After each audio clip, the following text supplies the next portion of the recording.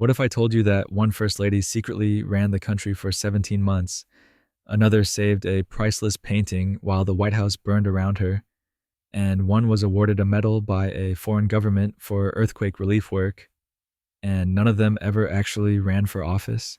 Yep. Behind every president you've heard about, there's usually a first lady you haven't, wielding influence, shaping policy, and occasionally just trying to keep their husband from making catastrophically bad decisions at 2 in the morning.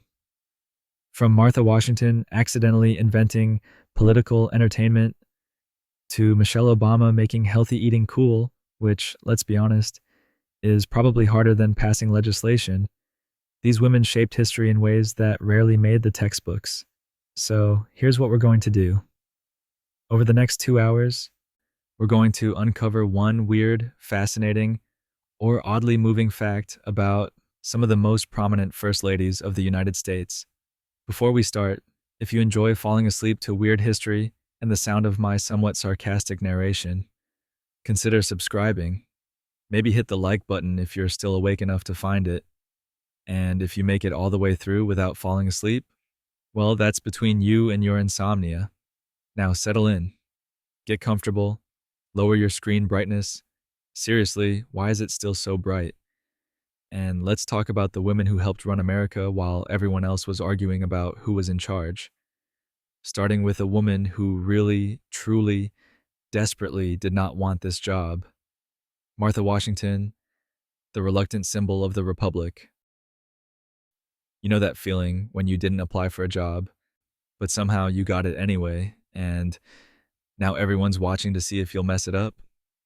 That was Martha Washington's entire existence from 1789 onward. She didn't want to be First Lady. The title didn't even exist yet. She was 57 years old, comfortably wealthy, and would have been perfectly content to live out her days at Mount Vernon, managing her estate and avoiding the political chaos that was the brand new United States of America. But George had other plans. And when your husband becomes the first president of a country that's held together by little more than hope and a somewhat alarming amount of debt, you don't really get to opt out.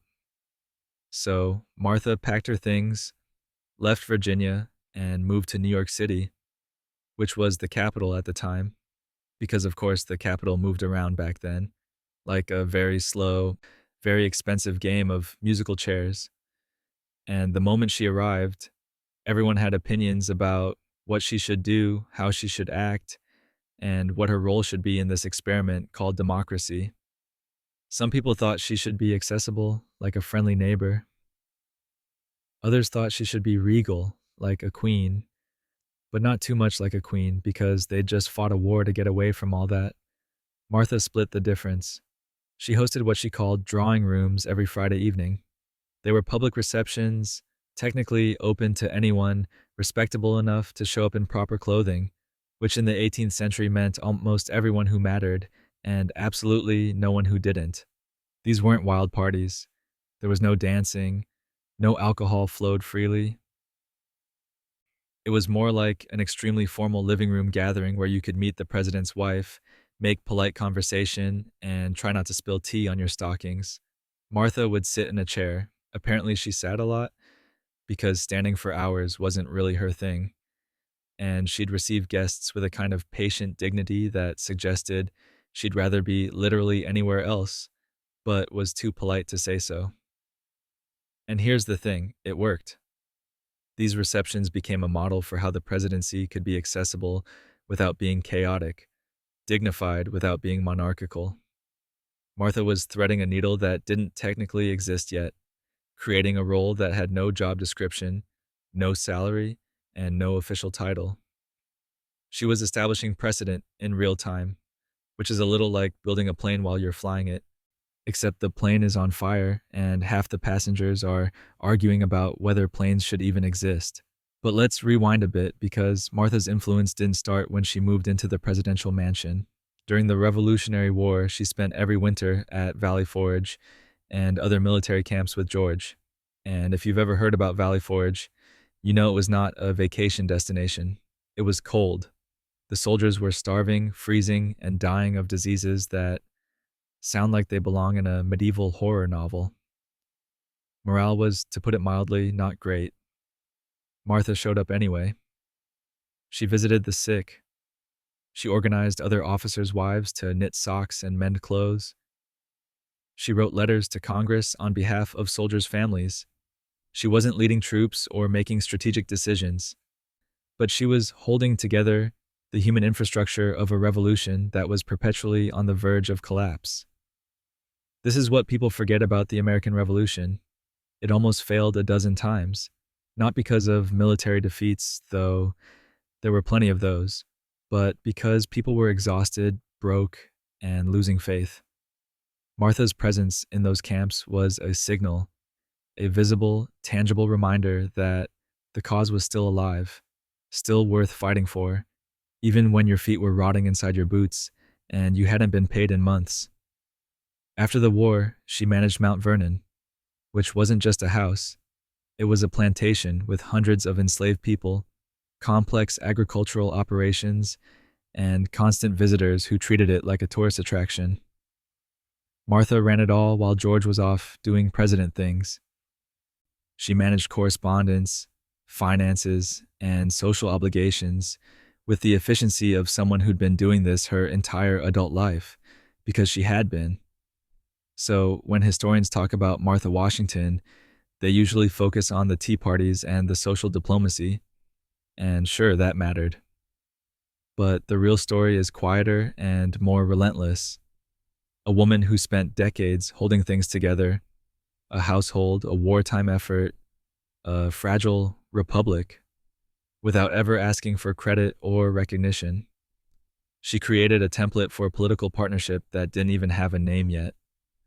She set the standard for what a first lady could be, which was essentially whatever she decided it should be, because no one else had figured it out yet. And when George died in 1799, Martha burned all their correspondence, every letter, every private moment, because some things, she decided, weren't for history. They were just for them. Dolly Madison, the nation's first political hostess.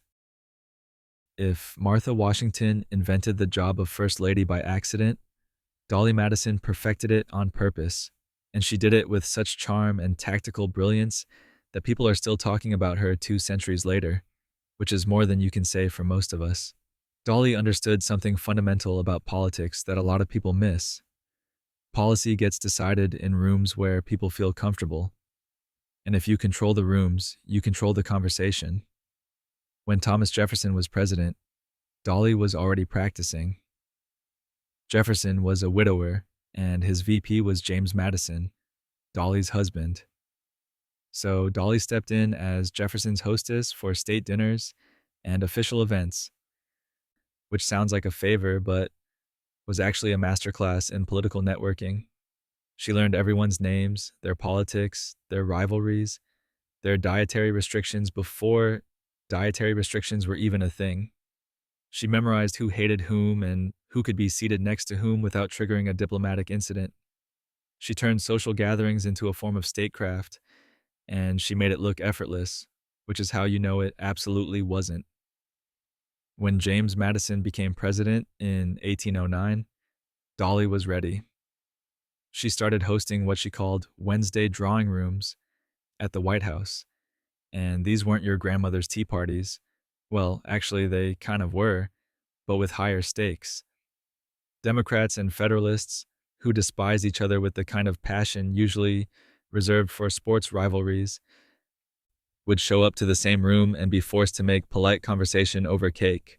Dolly would glide between them, smoothing over tensions, redirecting arguments before they started, creating an atmosphere where enemies could at least tolerate being in the same building. This was during the lead-up to the War of 1812, a time when the country was so divided that civil war was a legitimate possibility. Dolly's salons didn't solve those divisions, but they kept communication lines open when everything else was fraying. She also understood presentation. Dolly wore turbans, elaborate, jeweled, feathered turbans that made her instantly recognizable and memorable. This was personal branding before anyone called it that. In a world where most political wives faded into the background, Dolly made herself impossible to ignore. She was tall, charismatic, and knew exactly how to work a room. She'd remember your name, your spouse's name, probably your dog's name, and she'd make you feel like the most important person at the party, even if you were nobody special. That's a skill that can't really be taught. You either have it or you spend your whole life awkwardly hovering near the snack table. But here's where Dolly's story gets properly dramatic. In August 1814, British forces were marching toward Washington, D.C., ready to burn it to the ground in retaliation for American troops torching York, modern-day Toronto. Most government officials fled. James Madison was off with the military. The White House was about to become a very expensive bonfire. And Dolly? Dolly refused to leave until she'd saved what mattered. She ordered her servants to take down Gilbert Stuart's full-length portrait of George Washington, the one that's now iconic, the one you've seen 1,000 times on money and in textbooks. The frame was screwed into the wall. They didn't have time to unscrew it properly, so they broke the frame and cut the canvas out. Dolly also grabbed important government documents, silver, and whatever else could be carried. Then, and only then, did she evacuate. Hours later, the British arrived and burned the White House to ashes, but that portrait survived. It still hangs in the East Room today. A little worse for wear, but intact, because one woman decided it was worth the risk. People remember the portrait, but they forget the rest of it. Dolly saved more than a painting that day. She saved a symbol, George Washington was the closest thing the young country had to a unifying figure, and his image represented legitimacy, continuity, and shared history. Losing that portrait would have been a symbolic catastrophe at a time when symbols were pretty much all the fragile United States had going for it. Dolly understood that. She understood that morale and mythology matter as much as military strategy, sometimes more. After the war, when the government returned to Washington and started rebuilding, Dolly kept hosting. She kept bringing people together. She kept smoothing over feuds and facilitating conversations that wouldn't have happened otherwise. And when James Madison's presidency ended in 1817, Dolly didn't disappear. She remained a central figure in Washington society for decades, a kind of living institution.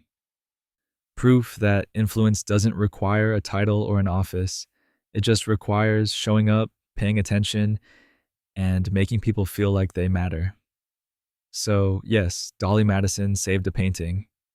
But more importantly, she saved the idea that even in crisis, even when everything's falling apart, grace and intelligence can hold things together. Which is not a bad legacy, all things considered. Sarah Polk, the hidden cabinet member. Here's a question nobody asked in the 1840s, but probably should have. Who's actually running the country?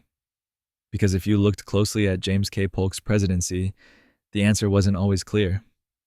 Sure, James was the one giving speeches and signing legislation, but Sarah Childress Polk was the one reading his correspondence, editing his speeches, managing his schedule, and strategically deciding who got access to him and when. She was, in every practical sense except the official one, his chief of staff. Except she didn't get paid, didn't get a title, and certainly didn't get credit. Which sounds unfair, and it was, but Sarah didn't seem particularly bothered by it. She had work to do. Sarah was educated, genuinely educated, not just finished in the way wealthy women were trained to embroider and play piano. She'd attended the Moravian Female Academy in North Carolina, one of the few institutions that actually taught women something resembling a real curriculum. She studied history, literature, geography, and current events. She could discuss policy with the same fluency as any congressman, and she often did. When she married James Polk, a Tennessee lawyer with political ambitions, she didn't just support his career, she became an active collaborator in it. When James served in Congress, Sarah managed their home base, but more importantly, she managed information. She read newspapers from across the country, clipped articles, summarized political developments, and kept James informed about what people were saying, what issues were gaining traction, and where public opinion was shifting. This was before the internet, before television, before even the telegraph was widespread. Information moved slowly and unevenly, and having someone dedicated to gathering and synthesizing it was an enormous advantage. Sarah was essentially a one-woman research team, and she was very, very good at it. When James became president in 1845, Sarah's role expanded. She reviewed his speeches before he delivered them, suggesting edits, catching inconsistencies, sharpening arguments. She screened his correspondence, deciding what was urgent, what could wait, and what he never needed to see at all. She controlled access to the president, which is one of the most powerful positions in any administration. If you wanted something from Polk, you had to go through Sarah, and if Sarah didn't think you were worth his time, you weren't getting in. This wasn't official policy, it was just understood. Sarah was the gatekeeper, and everyone knew it. She also managed the White House social calendar, but not in the frivolous way people often assume. Social events were a political strategy. A dinner invitation could signal favor, a seating arrangement could facilitate a deal or diffuse a rivalry. Sarah understood this. She treated every gathering like a chess game, carefully positioning people to maximize productive conversation and minimize conflict. And she did all this without alcohol because Sarah was a devout Presbyterian who believed liquor had no place in the executive mansion. The White House under the Polks was dry, which earned Sarah the nickname Sahara Sarah behind her back, though no one dared say it to her face. People sometimes mock this detail, but it was actually a calculated political move. The temperance movement was gaining momentum in the 1840s, and aligning the presidency with moral reform sent a message to Protestant voters that the Polks shared their values. It was branding. Sarah understood that symbols matter, that personal choices can be political statements, and that appearing virtuous was almost as important as being virtuous, though in Sarah's case, she was probably both. James Polk was one of the hardest working presidents in American history. He set specific goals for his administration: territorial expansion, tariff reform, fiscal policy, and he achieved all of them. He also worked himself into an early grave, dying just 3 months after leaving office at age 53. Sarah outlived him by 42 years. She never remarried, never left public life entirely, and never stopped talking about their work together, because that's what it was. Their work. Not his accomplishments that she supported, but a partnership where she was an equal contributor who simply wasn't listed on the official documents. Historians debate how much influence Sarah actually had, which is exactly what happens when someone's work is deliberately invisible. There are no cabinet meeting minutes with her name on them, no legislation she drafted, no executive orders she signed. But there are letters from congressmen who noted they had to convince Sarah before the K could convince James. There are diary entries from visitors who described her as the most politically astute person in the room. There are speeches that exist in multiple drafts with her handwritten edits. Sarah Polk didn't need a title to have power. She just needed access, intelligence, and the discipline to use both strategically, which is either inspiring or infuriating, depending on how you feel about women doing the work and men getting the credit. Probably both. Mary Todd Lincoln. Political instinct amid turmoil. If you want to understand Mary Todd Lincoln, you have to start with this. She was ambitious. Not in the quiet, supportive wife way that people found acceptable, but in the loud, unapologetic way that made people uncomfortable. She wanted to be part of history. She wanted her husband to be president. And when Abraham Lincoln actually won the election in 1860, Mary probably felt vindicated. right up until the country exploded into civil war and everything became exponentially worse than anyone could have imagined. Mary came from a prominent Kentucky family, the kind of Southern aristocracy that valued education for daughters as well as sons, which was unusual for the time. She spoke French. She had studied literature and politics. She could discuss policy with the same ease as any man in her social circle, and she frequently did, which didn't always endear her to people who thought women should stick to needlepoint and staying quiet. When she married Abraham Lincoln, a circuit riding lawyer with serious political potential but very little money, her family was less than thrilled. Mary didn't care. She saw something in him, and she was right. During Lincoln's presidency, Mary played a role that's hard to quantify because so much of it happened in private conversations that no one recorded. But we know she attended cabinet meetings sometimes, not officially, but she'd be in the room listening, observing, occasionally offering opinions. We know Lincoln valued her political instincts, even when he didn't follow her advice. We know she advocated for certain appointments, pushed for moderate abolitionist positions, and worked behind the scenes to shape his public image.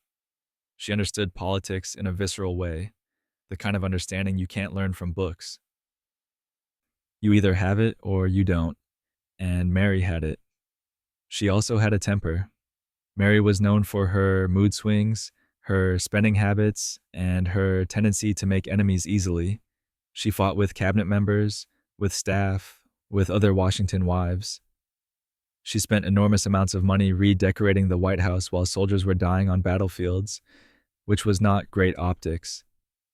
She held seances in the White House after her son Willie died in 1862, trying to contact him, which was either deeply tragic or deeply strange, depending on your perspective, probably both.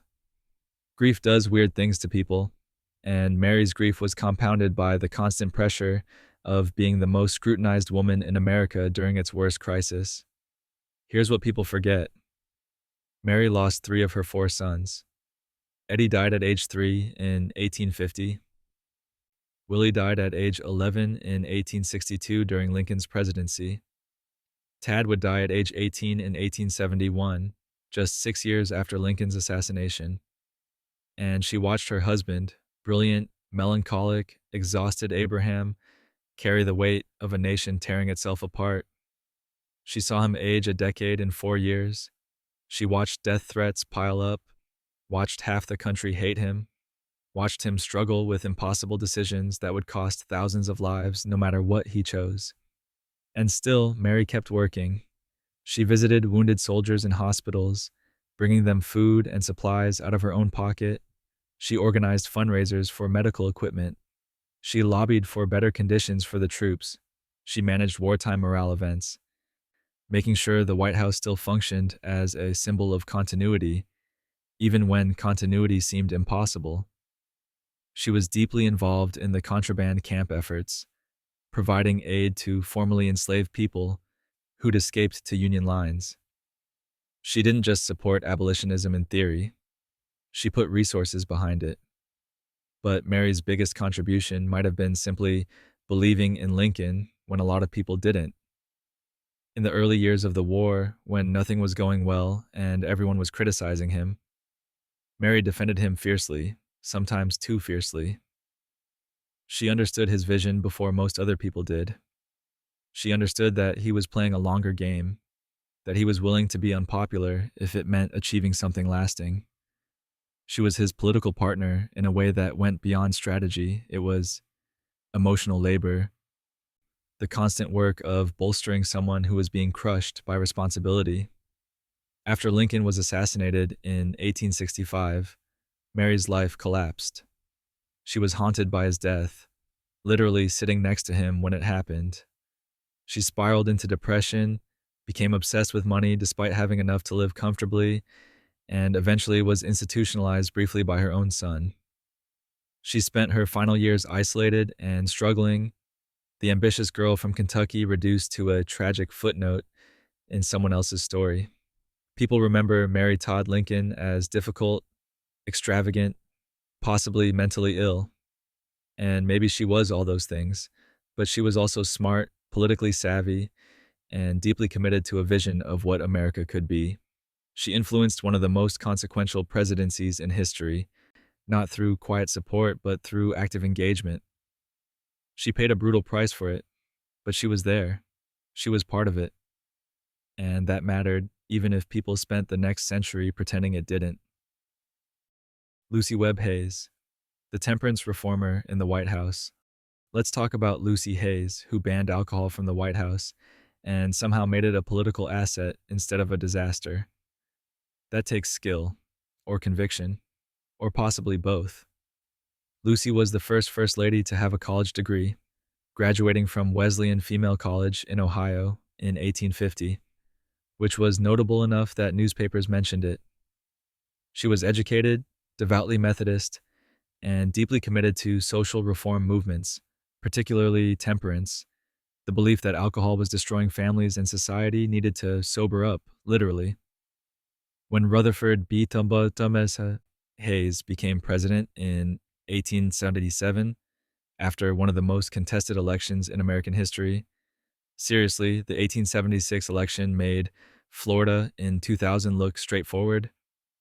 Lucy brought her values with her, and one of those values was that the White House should model moral behavior, which meant no wine at state dinners, no champagne toasts, no liquor of any kind. This was not a popular decision. Washington society ran on alcohol the way modern offices run on coffee. Diplomats were scandalized. Congressmen complained. The press had a field day nicknaming her Lemonade Lucy, which was meant to be an insult, but which Lucy embraced because she understood that any attention was good attention if you were trying to make a point.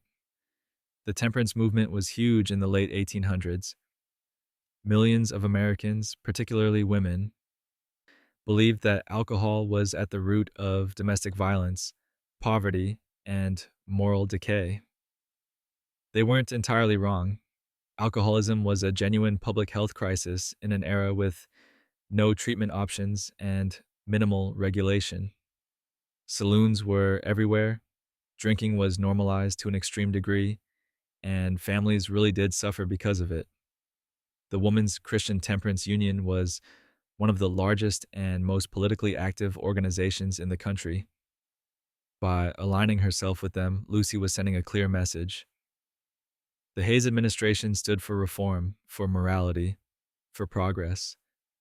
But here's where it gets interesting.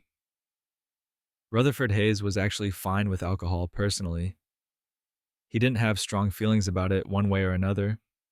The decision to ban it from the White House was strategic, a calculated move to shore up support among Protestant reformers and temperance advocates who were a crucial part of the Republican base. Lucy was the face of this policy, but it was a joint decision, a piece of political theater designed to signal values and attract voters. Which worked, by the way. The temperance crowd loved the Hayeses. They got enormous support from reform organizations, which translated into political capital that Hayes used for other initiatives. Lucy didn't just ban alcohol and call it a day. She threw herself into other reform work. She visited prisons and advocated for better conditions. She supported education initiatives, particularly for women and African Americans during Reconstruction. She held receptions for Civil War veterans, both Union and Confederate, trying to facilitate reconciliation in a country still deeply divided. She brought fresh flowers and good food and an atmosphere of warmth to the White House, creating a space that felt welcoming even without the social lubricant of wine. And people liked her. Even the people who mocked the alcohol ban generally admitted that Lucy was kind, intelligent, and genuinely committed to making the world better. She wasn't performative about her faith. She lived it. She sang hymns at White House events, which sounds insufferable, but apparently wasn't, because Lucy had a lovely voice and a way of making even the most skeptical guests feel included. She was the rare combination of deeply principled and genuinely likable, which is harder than it sounds. The alcohol ban lasted through Hayes's entire presidency. 4 years without a single drop of liquor served at an official White House function. After they left office, the policy was quietly abandoned by subsequent administrations because most presidents were not interested in dying on the Temperance Hill. But the precedent mattered. Lucy had demonstrated that a first lady could use her position to champion social causes, that personal conviction could be translated into public policy, and that moral reform wasn't political suicide if you framed it correctly. Years later, when Prohibition actually became law in 1920, temperance advocates looked back at Lucy Hayes as a pioneer, someone who had proven it was possible to make sobriety fashionable, or at least defensible. She didn't live to see Prohibition. She died in 1889, but she'd laid groundwork for it, shown that the White House could be a platform for social change, not just political power. Was banning alcohol from state dinners the most important thing a First Lady could do? Probably not.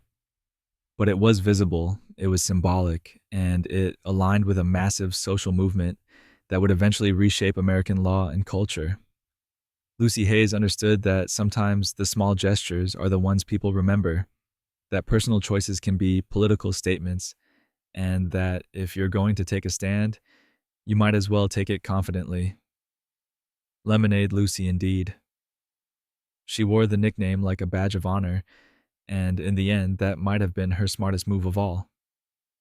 Frances Cleveland, the public relations pioneer. Frances Folsom Cleveland was 21 years old when she married President Grover Cleveland in the White House in 1886, which made her the youngest First Lady in American history and also made everyone extremely interested in her life. Grover was 49, which meant there was a 28-year age gap, and yes, that's weird. And yes, people thought it was weird then too. But Frances handled the attention with such grace and intelligence that she basically invented modern First Lady media management before media management was even a concept. Let's back up. Grover Cleveland had known Frances since she was born. He was friends with her father, and when her father died, Cleveland became the administrator of his estate, which means he helped manage Frances's inheritance and education. So he'd known her as a child, watched her grow up, and then, when she was an adult, decided to marry her. In modern context, this sounds deeply problematic. And it probably was, but in the 1880s it was just unusual. Not scandalous, not illegal, just eyebrow-raising. Frances apparently was fine with it. She was educated, self-possessed, and reportedly genuinely fond of Grover, who was gruff and workaholic, but also apparently kind to her in private. The wedding was a media sensation. The White House had seen plenty of social events, but never a presidential wedding, and the press went absolutely wild. Frances understood immediately that she was going to be scrutinized in ways previous First Ladies hadn't been, because she was young, beautiful, and married to a president during an era when newspapers were becoming more sensational and widely distributed. So she made a decision. She would control her image, carefully and deliberately. Frances held regular receptions, but she set strict boundaries. She scheduled them at specific times so she could manage the crowds and maintain her privacy the rest of the week. She was friendly and accessible, but never overly familiar. She wrote carefully crafted letters to newspapers when they published unflattering or inaccurate stories, politely but firmly correcting the record. She understood that silence could be interpreted as confirmation, so she learned to respond strategically, shaping her public image through measured engagement rather than avoidance. This was revolutionary. Previous First Ladies had generally ignored the press or tried to stay out of it entirely. Frances engaged with it, but on her terms. She gave interviews occasionally, but only to trusted journalists, and she'd review the articles before publication to ensure accuracy. This wasn't about vanity, it was about control. She knew that if she didn't define herself, someone else would, and that definition might not be accurate or kind. She was also wildly popular. People loved her. Women copied her hairstyles and fashion choices. Products used her image in advertisements without permission, which infuriated Grover, who had Congress pass a law making it illegal to use the likeness of a public figure for commercial purposes without consent. Frances became a cultural icon, the kind of celebrity first lady that hadn't really existed before. She used that celebrity carefully, appearing at charitable events, supporting causes like education and healthcare reform, making herself visible, but always in ways that reinforced her image as gracious, intelligent, and committed to public service. When Grover lost the 1888 election, Frances reportedly told the White House staff to take good care of the furniture because they'd be back in 4 years. And she was right. Cleveland won again in 1892, making him the only president to serve non-consecutive terms, and making Frances the only first lady to serve 2 non-consecutive terms. During the second administration, Frances was even more confident, even more skilled at managing her public role. She'd learned from the first term, refined her approach, and become arguably the most media-savvy person in the administration. But here's what's interesting. Frances never sought attention for its own sake. She used her visibility to advance causes she cared about: education, particularly for women, and healthcare access for the poor. She visited hospitals, supported settlement houses, and used her platform to draw attention to social issues that were often ignored. She understood that celebrity could be a tool, that being popular wasn't shallow if you used it for something meaningful. After Grover died in 1908, Frances remarried, a Princeton professor, someone closer to her own age, and lived another 40 years.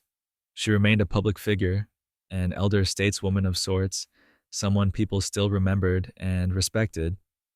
She had set a template for how a first lady could engage with the media, how she could be both popular and principled, visible and dignified. She'd shown that youth wasn't a liability if you combined it with intelligence and strategy. Frances Cleveland didn't write a memoir, didn't give dramatic interviews about her marriage or her time in the White House. She kept her private life private and her public life carefully curated. She understood something that modern celebrities still struggle with. You don't have to share everything to be relatable. You just have to share the right things at the right time, in the right way. And for someone who was 21 when she started, she figured that out remarkably fast. Edith Roosevelt, the institutional reformer. Edith Roosevelt did not have time for nonsense. She was managing a household with 6 children, a hyperactive president who treated the White House like a playground, and a social calendar that would have broken most people. So she did what any reasonable person would do. She professionalized the entire operation. She took the informal, chaotic role of First Lady and turned it into an actual institution with staff, structure, and systems. If Martha Washington invented the job and Dolly Madison refined it, Edith Roosevelt bureaucratized it, which sounds boring but was actually transformative. When Theodore Roosevelt became president in 1901 after McKinley's assassination, the White House was a mess. Not metaphorically, literally. It was old, cramped, structurally unsound, and completely inadequate for both a family of 8 and the demands of a modern presidency. Edith took one look at the situation and decided it needed to change. She worked with architects to renovate and expand the White House, adding the West Wing to create proper office space and separating the family's living quarters from the public areas. This wasn't just about comfort, it was about functionality. The presidency was becoming more complex, requiring more staff, more space, more infrastructure. Edith understood that the physical structure needed to match the political reality. She also created the first official First Lady's staff. Previous First Ladies had personal secretaries, maybe a social secretary if they were lucky, but Edith formalized the whole operation. She hired Isabella Hagner as the first White House social secretary, giving her a proper title, proper responsibilities, and proper authority. Isabella managed invitations, coordinated events, handled correspondence, and basically ran the social operations of the presidency like a business, which it was, really. Every dinner was a negotiation, every seating chart a strategic decision, every guest list a political calculation. Having someone dedicated to managing that professionally was a game changer. Edith herself was everywhere.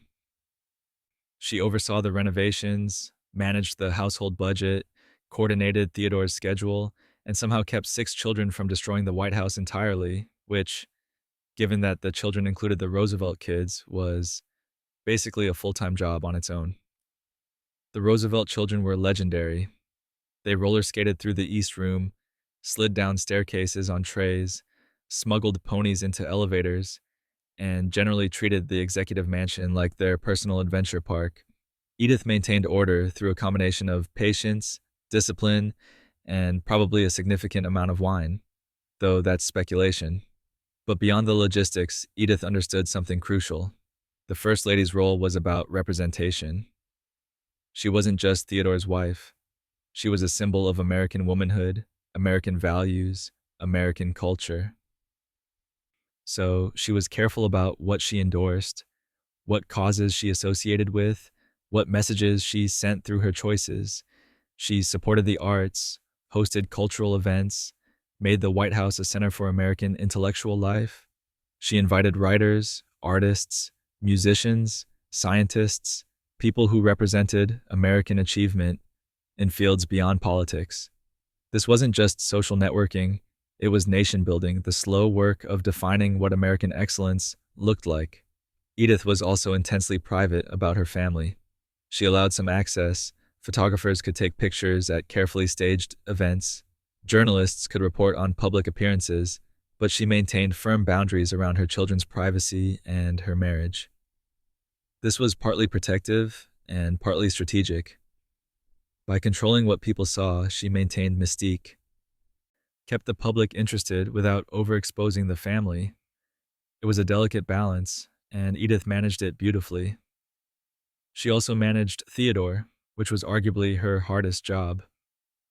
Theodore Roosevelt was brilliant, charismatic, energetic, and completely exhausting. He had opinions about everything and the energy of approximately 17 people. Edith was his anchor, his strategist, his reality check. She read his speeches before he delivered them, vetoed bad ideas, and generally kept him from careening off course. She did this quietly, without drawing attention to herself, because she understood that Theodore's presidency was the public face, but her work was the foundation. After they left the White House in 1909, Edith remained a significant figure in American public life. She traveled, wrote, stayed engaged with political and social causes. When Theodore died in 1999, Edith lived another 3 decades, maintaining her dignity and her privacy until the end. She never wrote a tell-all memoir, never sought the spotlight, never traded on her time as First Lady for personal gain. What Edith Roosevelt created was a model for how the First Lady's role could function as an actual office, with professional standards, institutional structure, and real authority. She proved that you could be both a supportive spouse and an independent operator, that managing a household and managing a political operation weren't that different if you approached both with competence and strategy. She turned chaos into order, informality into institution, and in doing so, she set a standard that every First Lady after her had to meet. Not a bad legacy for someone who just wanted to keep her children from riding ponies through the state dining room. Ellen Wilson, the social justice advocate. Ellen Axon Wilson is one of those First Ladies who gets forgotten, which is unfortunate because she was doing important work before it was politically convenient or even particularly popular. Ellen was an artist, trained at the Art Students League in New York, and when she married Woodrow Wilson, she probably thought she'd spend her life painting and raising children, which is exactly what she did until Woodrow became president in 1913, and suddenly she had a platform she hadn't asked for but decided to use anyway. Ellen cared about housing. Specifically, she cared about the horrific living conditions in Washington, D.C.'s African American neighborhoods, where families were crammed into dilapidated buildings with no plumbing, no ventilation, and no hope of improvement because landlords had no incentive to invest in properties that housed poor black residents. This was during the Jim Crow era, when racial segregation was law and racism was policy, and most white Americans, including most white politicians, simply didn't care about black suffering. Ellen did. She visited these neighborhoods herself, walked through the alley slums, saw the conditions firsthand, and decided something had to change. This was radical. First ladies didn't do this. They held tea parties, hosted receptions, maybe supported the arts or education in abstract ways. They didn't visit slums. They didn't advocate for poor black families. They certainly didn't lobby Congress for housing reform. But Ellen did all those things. She organized congressional wives to tour the slums with her, forcing them to see what she'd seen, to confront the reality of how people were living in the nation's capital. She used her social position to make it impossible for them to look away. And it worked, sort of. Ellen's advocacy led to the introduction of legislation that would have provided funding for slum clearance and improved housing for Washington's poor. The bill, which became known as Mrs. Wilson's Bill, passed the Senate in 1914. It was a remarkable achievement, proof that a first lady could move policy, could use her influence to advance social justice causes, could make a difference beyond ceremonial duties. But Ellen never saw the bill become law. She was diagnosed with Bright's disease, a kidney ailment, and her health deteriorated rapidly. On her deathbed in August 1914, she asked Woodrow to promise that he'd continue her work on housing reform. He agreed. She died hours later, just 17 months into Woodrow's presidency. She was 54. The housing bill passed the House of Representatives the day she died, as if Congress wanted to give her this one final victory before she slipped away. Woodrow signed it into law shortly after. Ellen's advocacy might seem small compared to other First Ladies' achievements, but context matters. She was working during an era when Black Americans had almost no political power, when systemic racism was legal and normalized, when even progressive white politicians rarely challenged racial inequality directly. Ellen used her brief time as First Lady to draw attention to a problem most people wanted to ignore, and she did it effectively enough to actually change policy. That's significant. She also continued painting throughout her time in the White House, creating landscapes and portraits in a private studio. This wasn't just a hobby, it was a form of self-preservation, a way to maintain her identity beyond her role as the president's wife. Ellen understood that she was more than a title, more than a support system for Woodrow's career. She was an artist, an advocate, a person with her own values and vision. The White House years were just a chapter, albeit a significant one. After Ellen died, Woodrow was devastated. He'd relied on her emotionally, politically, intellectually. He'd married her young, built his life around her. And suddenly she was gone. He remarried relatively quickly to Edith Galt, who would later become famous for her own controversial role during his illness. But that's a different story. Ellen's legacy is her own, a brief, focused effort to use power for people who had none, to advocate for justice in a system designed to perpetuate injustice. The housing reform she championed didn't solve Washington's poverty or end segregation. Those problems persisted for decades, but she'd proven it was possible to make progress, to use the platform of First Lady for something beyond symbolism. She had set a precedent that later First Ladies would build on, showing that advocacy could be part of the job, that caring about social issues wasn't inappropriate or unseemly, it was essential. Ellen Wilson's 17 months as First Lady mattered more than most people's entire terms. and the fact that she's often forgotten just means we need to remember harder. Edith Wilson, the steward of a nation. This is the story everyone thinks they know but usually gets wrong. Yes, Edith Wilson effectively ran the country for about 17 months after Woodrow Wilson had a massive stroke in October 1919. But this wasn't a power grab or a conspiracy. It was an exhausted woman trying to hold together a presidency while her husband slowly died. In an era when admitting presidential incapacity would have triggered a constitutional crisis no one was prepared to handle. So let's talk about what actually happened, because it's somehow both less dramatic and more disturbing than the legends suggest.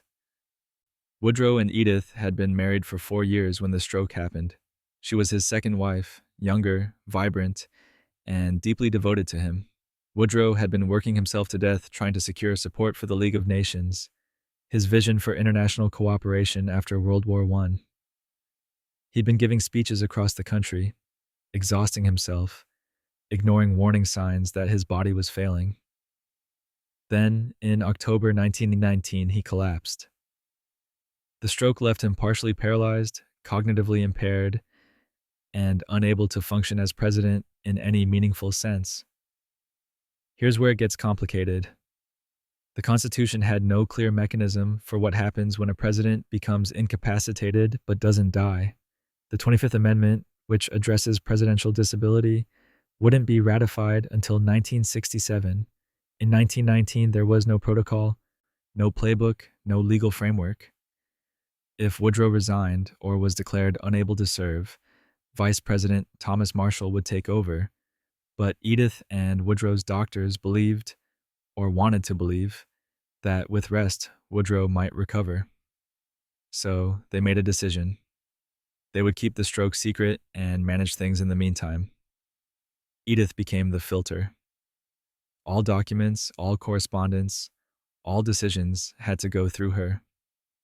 She would bring papers to Woodrow, summarize them, get his input when he was lucid enough to give it, and then relay his instructions back to the staff. She called this her stewardship, a term that sounds quaint, but which basically meant she was acting as a proxy president. She decided what was important enough to bring to his attention, what could be delayed, what could be handled by cabinet members without presidential input. She was making judgment calls about the functioning of the executive branch based on what she thought Woodrow would want, and what she thought was best for the country. Was this constitutional? Absolutely not. Was it legal? Unclear. Was it necessary? That depends on whether you think the alternative, admitting the president was incapacitated and triggering a potential crisis of succession, would have been better or worse. Edith and the doctors made a calculation that secrecy was safer than chaos. And maybe they were right, or maybe they were just protecting Woodrow's legacy at the expense of democratic norms. Probably both. The cabinet members knew something was wrong, but they didn't know the extent of Woodrow's disability. Edith controlled access to him so tightly that even high-ranking officials couldn't see the president without her approval. Some documents were signed by Woodrow, but the signatures were shaky, possibly forged or guided. Some decisions were clearly Edith's, though she always claimed to be following Woodrow's wishes. The line between stewardship and acting president was blurry at best, non-existent at worst. This went on for months. 17 months, specifically. Woodrow improved slightly, enough to participate in some decisions, but he never fully recovered. The country functioned mostly because the government was designed to function with or without strong presidential leadership, and because cabinet members and Congress stepped up to handle things that would normally require executive attention. But it was messy. It was constitutionally dubious, and it set a terrible precedent for how presidential incapacity should be handled. Edith maintained afterward that she never made policy, only managed workflow. She insisted she was just a messenger, a secretary, a devoted wife doing what needed to be done. Historians debate this endlessly. Some believe her, others think she wielded significant power and decision-making authority. The truth is probably somewhere in the middle. She wasn't running the country like a shadow president, but she was absolutely exercising executive functions that should have belonged to someone with actual constitutional authority. After Woodrow's term ended in 1921, they retired to a house in Washington, D.C. He died in 1924. Edith lived another 37 years, writing a memoir that defended her actions, maintaining that she'd done what was necessary to protect both her husband and the country. She never apologized, never expressed doubt, never second-guessed the decision to keep Woodrow's conditions secret. She believed she'd done the right thing, and maybe she had, or maybe she'd just rationalized one of the most significant constitutional violations in American history. Either way, Edith Wilson's stewardship forced a national conversation about presidential succession and disability that eventually led to the 25th Amendment. So something good came from it, even if the process was deeply flawed. And Edith herself remains a fascinating, controversial figure, a woman who wielded enormous power without authority, who acted decisively in a crisis, but in ways that probably should never happen again. History doesn't quite know what to do with her, which seems appropriate.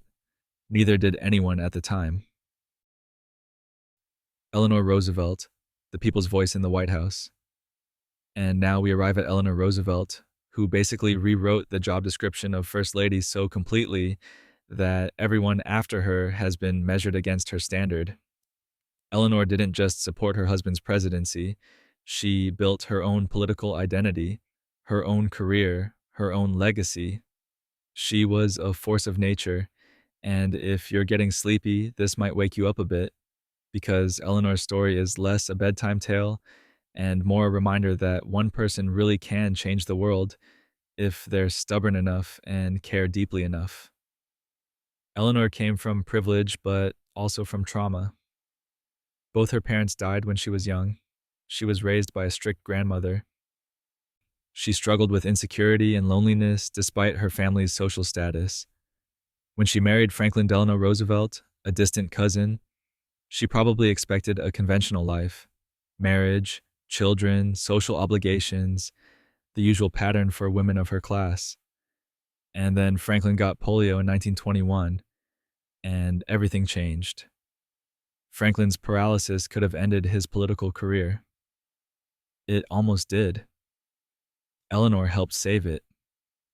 She became his legs, literally traveling the country, giving speeches, meeting with voters, reporting back to him about what people were saying and what they needed. She pushed him to stay engaged with politics, even when he wanted to withdraw. She was his advocate, his surrogate, his partner in ways that went far beyond traditional marriage. And when Franklin became president in 1933, during the depths of the Great Depression, Eleanor was ready to be more than a ceremonial figure. She held press conferences, weekly press conferences, just for female journalists, which was both feminist and strategic. She wrote a daily syndicated newspaper column called My Day, which ran for 27 years and gave her a direct line to millions of Americans. She traveled constantly, visiting coal mines, Depression-era work camps, housing projects, anywhere people were struggling. She reported back to Franklin, but she also used her platform to advocate directly for policies she believed in: labor rights, civil rights, economic justice, human dignity. Eleanor was controversial. She was too visible, too opinionated, too willing to take positions that made people uncomfortable. She advocated for anti-lynching legislation at a time when much of the Democratic Party still depended on Southern segregationists. She resigned from the Daughters of the American Revolution when they refused to let Marian Anderson, a black opera singer, perform at Constitution Hall. And she helped arrange for Anderson to sing at the Lincoln Memorial instead, in front of 75,000 people. She visited black neighborhoods, met with civil rights leaders, and used her influence to push for racial equality, in ways that were politically risky and personally courageous. She also had complicated personal relationships. Eleanor and Franklin's marriage was, by most accounts, more partnership than romance, especially after she discovered his affair with her social secretary in 1918. They stayed married, but Eleanor built her own life, her own friendships, her own emotional support systems.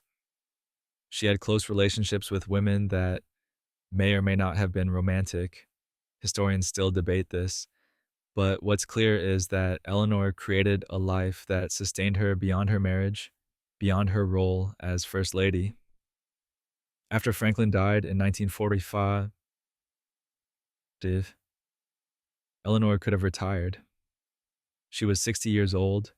She'd been in the public eye for decades. She had more than earned a quiet retirement. Instead, she became even more active. President Truman appointed her as a delegate to the United Nations, where she chaired the committee that drafted the Universal Declaration of Human Rights. This document, adopted by the UN in 1948, was Eleanor's crowning achievement, a statement of fundamental human dignity and rights that has influenced international law and human rights movements ever since. She fought for every word, negotiated with delegates from dozens of countries, and shepherded it through a process that easily could have failed. Eleanor continued working until she died in 1962. She wrote books, gave speeches, advocated for causes she believed in. She never stopped pushing, never stopped believing that progress was possible if people cared enough to fight for it. She redefined what a First Lady could be. Not just a hostess or a supporter, but an independent political actor, an advocate, a voice for people who had none. So, yes, Eleanor Roosevelt was extraordinary, but her story is also about the power of showing up, of using whatever platform you have to make things better, of refusing to accept that suffering is inevitable or that injustice is permanent. She wasn't perfect. She had blind spots, made mistakes, sometimes supported policies that haven't aged well, but she tried, relentlessly and publicly, to make the world more just, more compassionate, more human. And in the end, that might be all any of us can hope to do. Now, rest easy knowing that someone once cared this much. And maybe, just maybe, that's reason enough to hope someone will again. Bess Truman, the reluctant power broker. If Eleanor Roosevelt was the First Lady who did everything publicly, Bess Truman was her exact opposite, and maybe just as influential, but in a way that's much harder to track because Bess believed that privacy was a virtue and that power worked best when nobody was watching you use it. Bess Wallace Truman did not want to be First Lady. She'd been perfectly content in Independence, Missouri, living a quiet life, managing the household, staying out of the spotlight. Then Franklin Roosevelt died in April 1945. Harry became president, and suddenly Bess was expected to host state dinners and smile for photographers and embody American womanhood on the world stage. She hated every minute of it, but she did it anyway because Harry needed her, and Bess had always been Harry's anchor. They'd known each other since childhood.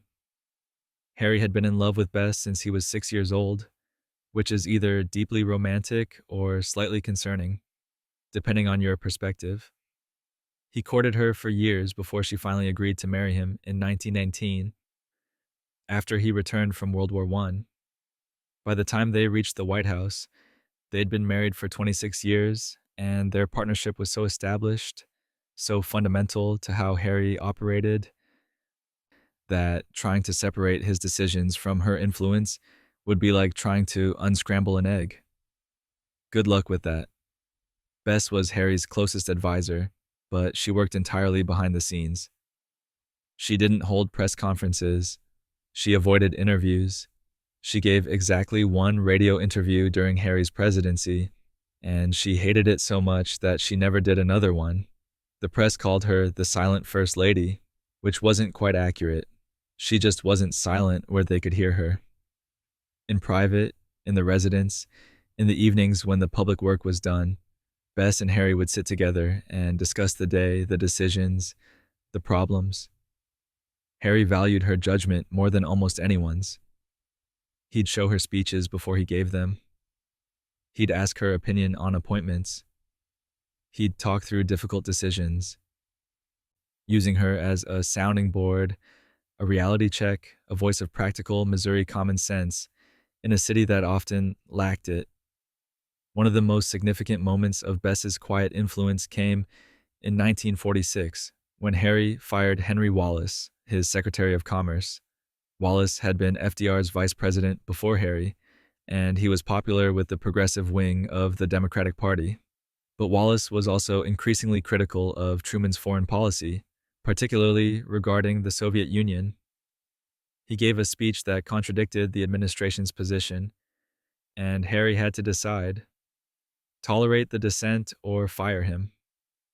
Bess counseled firing him. She believed that cabinet members needed to support the president or leave, that you couldn't have public disagreement within the administration without undermining authority. Harry agreed, and Wallace was out. The decision was politically risky and made Harry enemies on the left, but Bess believed it was necessary. She was probably right in terms of maintaining coherent policy, even if it cost them support. Bess also kept Harry grounded. Washington has a way of inflating egos and distorting reality, surrounding presidents with people who tell them what they want to hear. Bess told Harry the truth, even when it was uncomfortable. She reminded him where he came from, what mattered, who he was beyond the title. This might sound like standard spousal support, but it was actually crucial to how Harry governed. He never lost touch with regular Americans, never developed the imperious attitude that afflicts so many presidents, partly because Bess wouldn't let him. The Trumans returned to independence as soon as Harry's term ended in 1953, and Bess was relieved. She'd fulfilled her duties, played her role, but she'd never enjoyed it. She lived quietly for the rest of her life, outliving Harry by a decade, and dying in 1982 at age 97.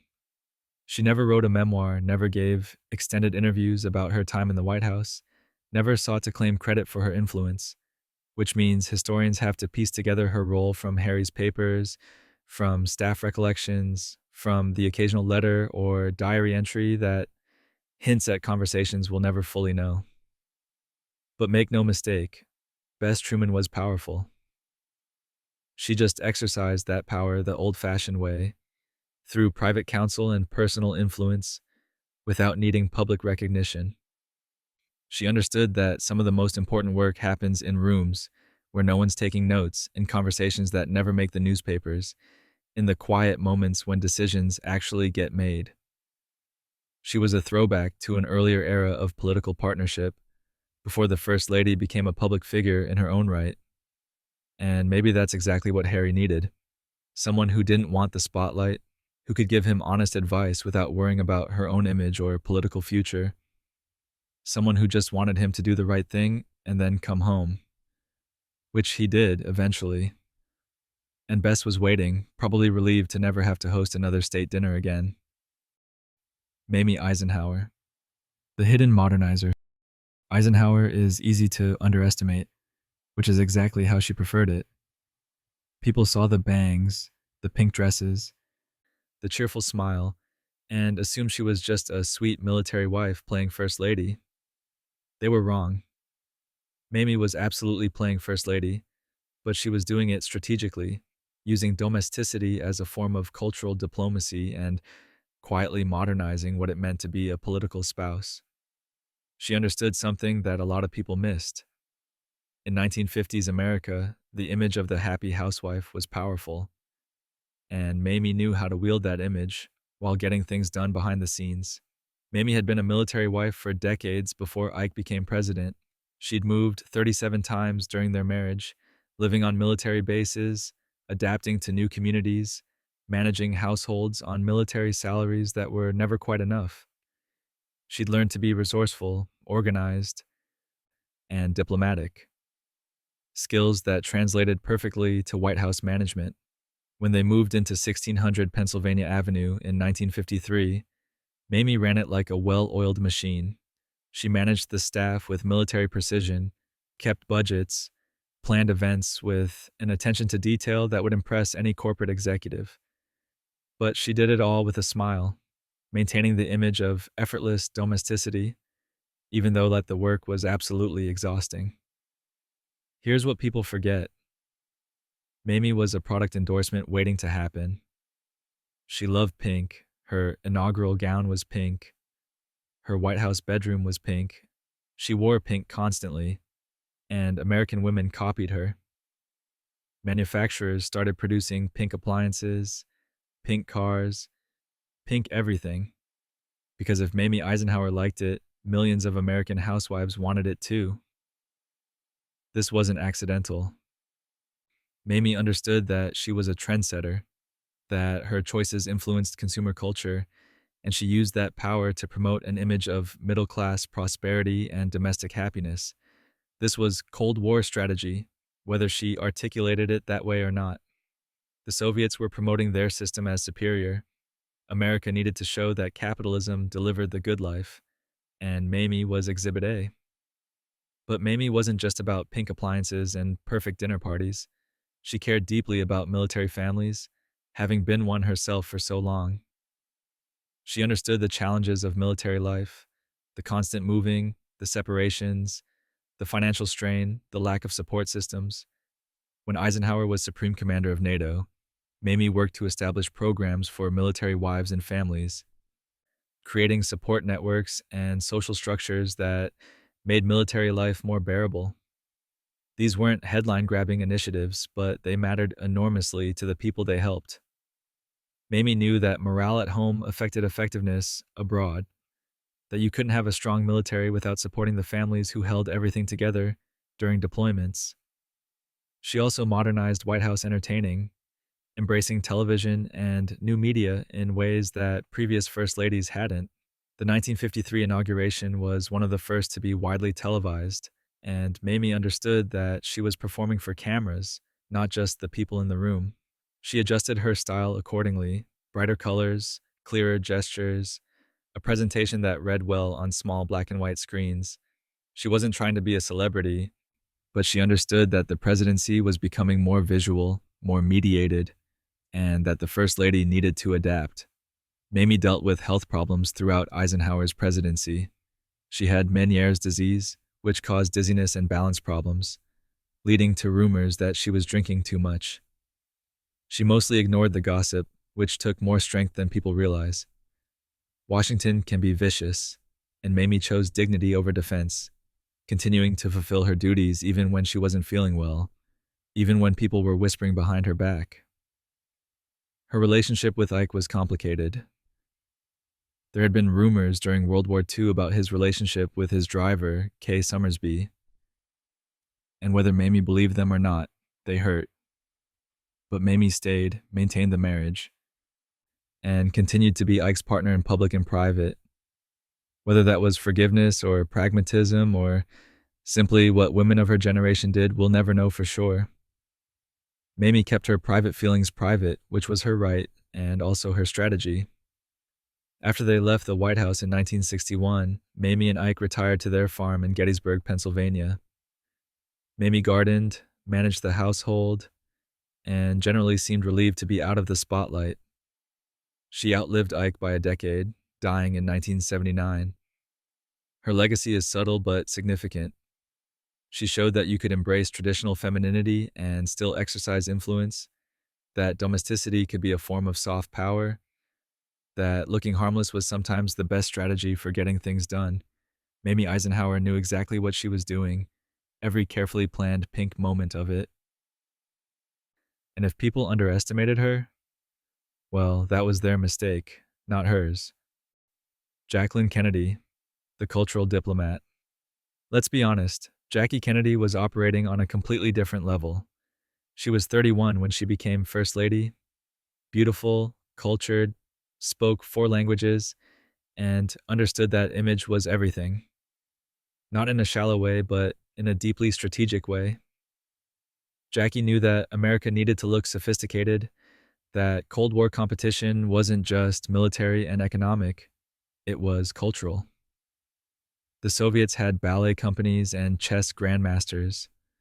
America needed to prove it had culture, too, that democracy produced excellence, that freedom fostered creativity. Jackie made that her mission, and she succeeded so thoroughly that we're still talking about it 60 years later. The White House Restoration Project was Jackie's signature achievement. When she moved in, the White House was not great. The furniture was mismatched, the decor was dated, and nothing had any historical significance because previous administrations had just bought whatever was cheap and available. Jackie looked at this situation and decided it was unacceptable. The White House should be a museum of American history, she believed, a showcase of American craftsmanship and taste. So she launched a massive restoration effort, forming a fine arts committee, hiring experts, tracking down historical furniture and artifacts, raising private funds to pay for it all. This wasn't just interior decorating. Jackie was creating a narrative about American identity. Every piece of furniture she acquired told a story about American history and excellence. She found pieces that had belonged to previous presidents, commissioned American craftsmen to create new works in historical styles, and turned the White House into a living museum. And then, in February 1962, she gave a televised tour of the restored White House that drew 80 million viewers, roughly half the country. 80 million people watched Jackie walk through the rooms, explain the history of furniture, and present America's heritage with such grace and intelligence that she made history feel accessible and exciting. Think about that for a moment. 80 million people in 1962 stopped what they were doing to watch the First Lady talk about antique furniture. That's cultural power. That's understanding how to use media, how to make Americans feel proud of their country and their history through something as simple as a television special about interior design. Jackie wasn't just redecorating, she was nation-building through aesthetics. She also revolutionized White House entertaining, hosting performances by Pablo Casals, inviting writers and artists and intellectuals. State dinners became cultural events, not just diplomatic obligations. Jackie spoke French to French dignitaries, Italian to Italian guests, making visitors feel welcomed in their own languages. This was soft diplomacy at its finest, and it worked. Foreign leaders loved her. The press loved her. Americans loved her. She made the Kennedy administration look glamorous and sophisticated in ways that policy papers never could. But there was a darker side to all this perfection. Jackie's marriage to John F. Kennedy was troubled by his constant infidelities, which she knew about and tolerated with a combination of grace and detachment that must have required enormous strength. She focused on her children, on her projects, on maintaining the image even when the reality was messier. This wasn't dishonesty, it was survival. The compartmentalization necessary to function in a role where privacy was impossible and appearances mattered enormously. Jackie also suffered personal tragedy that most people forget. She'd had a miscarriage in 1955, a stillborn daughter in 1956, and in August 1963 gave birth to Patrick, who died 2 days later from respiratory distress. She was still grieving when JFK was assassinated in November 1963, and even in that moment of unspeakable horror, watching her husband murdered beside her, his blood on her pink suit, Jackie maintained enough composure to think about legacy. She insisted on Lyndon Johnson being sworn in aboard Air Force One before it left Dallas, ensuring continuity of government. She orchestrated JFK's funeral with meticulous attention to historical precedent, modeling it after Abraham Lincoln's funeral, creating a ceremony that would be remembered and that would honor her husband's presidency. After the assassination, Jackie could have disappeared, and no one would have blamed her. Instead, she spent the rest of her life carefully managing JFK's legacy, protecting her children's privacy, and building a career as a book editor. She married Aristotle Onassis in 1968, which scandalized people who thought she should remain the grieving widow forever, but Jackie was never interested in being what other people wanted her to be. She lived on her own terms, died in 1994, and left behind a legacy that's as much about cultural diplomacy as it is about personal tragedy. Jackie Kennedy understood that power comes in many forms, and that sometimes the most effective form is simply knowing how to tell a story about a country, about a presidency, about a legacy that people will believe and remember. And at that, she was absolutely masterful. Lady Bird Johnson, the environmental strategist. Lady Bird Johnson had a name that sounded silly and a steel will that absolutely wasn't. Born Claudia Alta Taylor in Texas, she got stuck with the nickname Lady Bird as a toddler, and it never went away, which is unfortunate because it makes her sound frivolous when she was anything but. Lady Bird was a businesswoman who'd built a media empire, a political strategist who'd managed Lyndon's campaigns, and an environmental advocate who actually changed federal law. She wasn't just Lyndon's wife, she was his partner, his advisor, and in many ways his conscience during a presidency defined by Vietnam War chaos and civil rights upheaval. Lady Bird cared about beauty, not in a superficial way, but in a deeply philosophical way.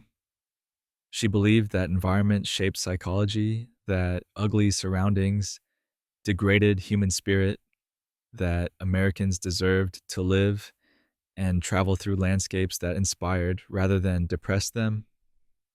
So she looked at American highways, saw the billboards and junkyards and industrial blight that lined them, and decided this needed to change.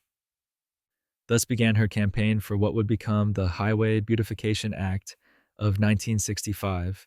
And if you think getting Congress to pass environmental legislation sounds easy, you clearly haven't been paying attention to how Congress works. Lady Bird didn't just advocate from the White House. She actively lobbied legislators, something first ladies didn't typically do. She invited congressmen to breakfasts and lunches, gave speeches around the country, organized citizens groups to support beautification efforts, and generally made herself impossible to ignore. She framed beautification not as frivolous environmentalism, but as economic development. Beautiful highways would attract tourists, increase property values, improve quality of life. She made the case in terms that conservative legislators could support, which is how you actually get legislation passed instead of just making symbolic statements that go nowhere. The Highway Beautification Act, signed in October 1965, regulated billboards, encouraged landscaping along federal highways, and provided funding for beautification projects. It wasn't perfect. The regulations had loopholes, enforcement was inconsistent, and the billboard industry fought back hard, but it established the principle that the federal government had a role in environmental aesthetics, that natural beauty was a public good worth protecting. This was radical for 1965, years before the environmental movement became mainstream, before the first Earth Day, before ecology was a household word. Lady Bird also spearheaded beautification efforts in Washington, D.C., planting thousands of daffodils, dogwoods, and azaleas throughout the city. She worked with local organizations to clean up poor neighborhoods, establish parks, and create green spaces in areas that had been neglected. This was partly about beauty and partly about equity. Lady Bird understood that poor neighborhoods got the worst environmental conditions, that environmental justice and social justice were connected, even if people didn't use those terms yet.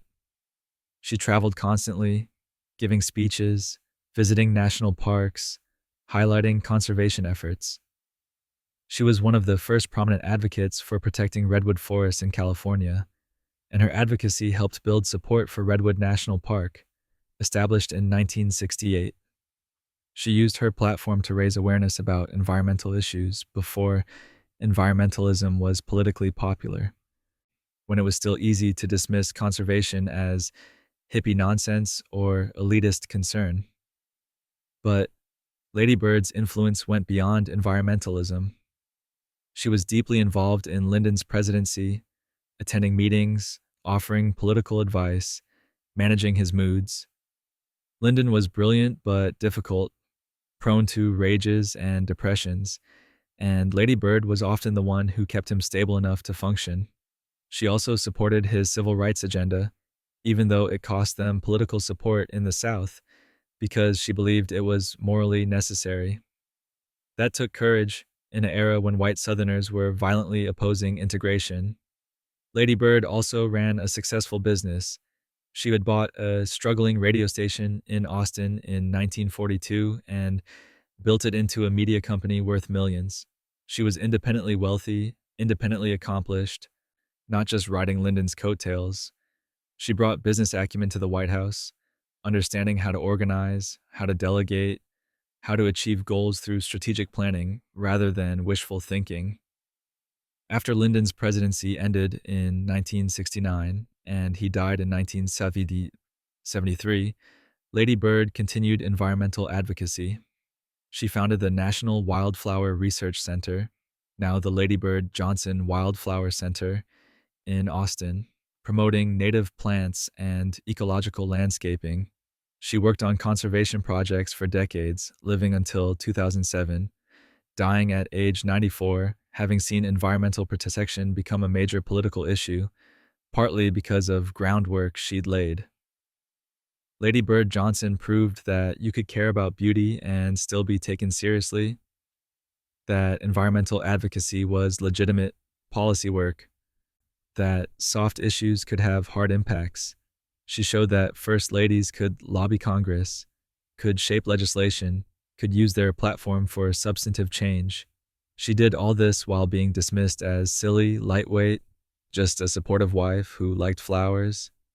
People underestimated her constantly, which was their mistake. Lady Bird knew exactly what she was doing, every strategically planted daffodil of it. Pat Nixon, the humanitarian diplomat. Pat Nixon is one of the most misunderstood first ladies, largely because she was intensely private in an era when the media demanded access, and because her husband's presidency ended in resignation and scandal that overshadowed everything else. But Pat deserves to be remembered for her own accomplishments, particularly her humanitarian work and diplomatic travels that represented America abroad with grace and genuine compassion. Pat was tough. She'd grown up poor, worked her way through college, survived years of Richard Nixon's political campaigns that were often brutal and demeaning. By the time they reached the White House in 1969, she'd earned her armor, her careful public smile, her refusal to let people see her break. Pat believed in volunteer service, in ordinary people helping each other, in showing up when disasters happened. She promoted volunteerism as a national value, which sounds quaint but was actually part of a larger conversation about American identity and civic responsibility. She launched programs encouraging Americans to volunteer in their communities, to support hospitals and schools and social services. This was her answer to the social upheaval of the late 1960s and early 1970s, not protest or revolution, but practical, boots-on-the-ground help for people who needed it. But Pat's most significant contribution was her diplomatic travel. She undertook solo goodwill missions to Africa, Latin America, and Asia, representing the United States without Richard at events that were officially ceremonial but carried real diplomatic weight. In 1970, Pat traveled to Peru after a devastating earthquake killed tens of thousands of people. She visited disaster zones, toured hospitals, delivered relief supplies, and generally made herself visible in ways that demonstrated American concern and support. The Peruvian government officially recognized her humanitarian work, awarding her the Grand Cross of the Sun, one of Peru's highest honors. This wasn't just ribbon cutting. It was substantive diplomacy, using the First Lady's symbolic role to strengthen international relationships and demonstrate American values. Pat also advocated for disabled Americans, working to make government buildings more accessible before accessibility was legally required. She promoted the hiring of people with disabilities in federal positions, pushed for better accommodations, and used her platform to challenge discrimination. This was years before the Americans with Disabilities Act, when disability rights were barely on the political radar. Pat saw a need and addressed it, not with grand legislative initiatives, but with practical advocacy and persistent pressure. She continued the White House restoration work that Jackie Kennedy had started, adding more historical pieces and opening the White House to more public tours. Pat wanted ordinary Americans to feel like the White House belonged to them, not just to political elites. She extended evening tour hours so people who worked during the day could visit. She made sure the tours were accessible to people with disabilities. These seemed like small gestures, but they reflected Pat's fundamental belief in democracy and public service. Her relationship with Richard was complicated. They'd been married since 1940, survived multiple campaigns, the loss of the 1960 presidential election, the comeback in 1968. Pat had endured endless scrutiny, constant moving, political attacks that targeted her as much as Richard. By the time Watergate happened, starting in 1972 and culminating in Richard's resignation in August 1974, Pat was exhausted. She reportedly advised Richard to destroy the tapes that eventually proved his involvement in the cover-up. He didn't listen. Whether she knew about his actions or not remains unclear, but she stood by him through the resignation, through the public humiliation, maintaining dignity even as her husband became the first president to resign in disgrace. After they left the White House, Pat and Richard moved to California and later New Jersey. Pat largely withdrew from public life, granting almost no interviews, writing no memoir. She'd done her duty, fulfilled her obligations, and she was done. She suffered a stroke in 1976, and her health declined over the following years. She died in 1993, one day after Richard's birthday, and he died 10 months later. They're buried together at the Nixon Library, and Pat's grave marker includes her years as First Lady, a reminder of a role she'd filled with more grace than she ever got credit for. Pat Nixon showed that humanitarian work was legitimate diplomatic activity, that compassion could be foreign policy, that showing up mattered even when there was no political advantage to it. She traveled to disaster zones when it wasn't convenient, visited orphanages and hospitals when cameras weren't rolling, advocated for marginalized people when it wasn't politically beneficial. She did it because she believed it was right, which is either naive or admirable, and probably both. History hasn't been kind to Pat, mostly because history conflates her with Richard's failures, but Pat Nixon was her own person with her own accomplishments, and she deserves better than being a footnote to someone else's scandal. Betty Ford, the social honesty revolutionary. Betty Ford said things out loud that people weren't supposed to say, and it basically changed American culture. When she was diagnosed with breast cancer in September 1974, just 2 months after Gerald Ford became president, she could have kept it private. Most public figures did. Cancer was discussed in whispers, if at all, treated like a shameful secret rather than a medical condition. Betty decided that was ridiculous. She announced her diagnosis publicly, discussed her mastectomy openly, and encouraged women to get mammograms and perform breast self-exams. The result? Breast cancer screenings increased dramatically. Women started talking about their own experiences. The wall of silence around women's health began to crack, and it was largely because Betty Ford decided honesty was more important than propriety, but that was just the beginning. Betty gave an interview to 60 Minutes in 1975, where she discussed her views on premarital sex, abortion, marijuana use, and psychiatric treatment with a candor that absolutely shocked people. She said she wouldn't be surprised if her daughter had an affair, that she supported the Supreme Court's Roe v. Wade decision, that she'd seek counseling if her children needed help with emotional problems. Conservative Americans were horrified. This was the First Lady speaking like a normal person instead of a political figure, admitting that real families dealt with real issues that didn't fit into neat moral categories. Gerald's advisors panicked, convinced this would destroy his political support. It probably did hurt him with some voters. Moral traditionalists weren't thrilled with a First Lady who refused to condemn premarital sex or call marijuana users criminals. But Betty didn't back down. She gave more interviews, continued speaking honestly, and demonstrated that you could be candid without being crude, frank without being inappropriate. She was simply refusing to pretend that American families were perfect, that teenagers didn't experiment, that women didn't make complicated choices about their bodies and lives. Betty also spoke openly about her mental health, discussing her struggles with depression and the prescription medication she'd been taking for years to manage chronic pain and anxiety. This was revolutionary. Mental health was barely acknowledged in the 1970s, and certainly not discussed by public figures. Admitting to depression or taking psychiatric medication was seen as weakness, as character failure, as something shameful.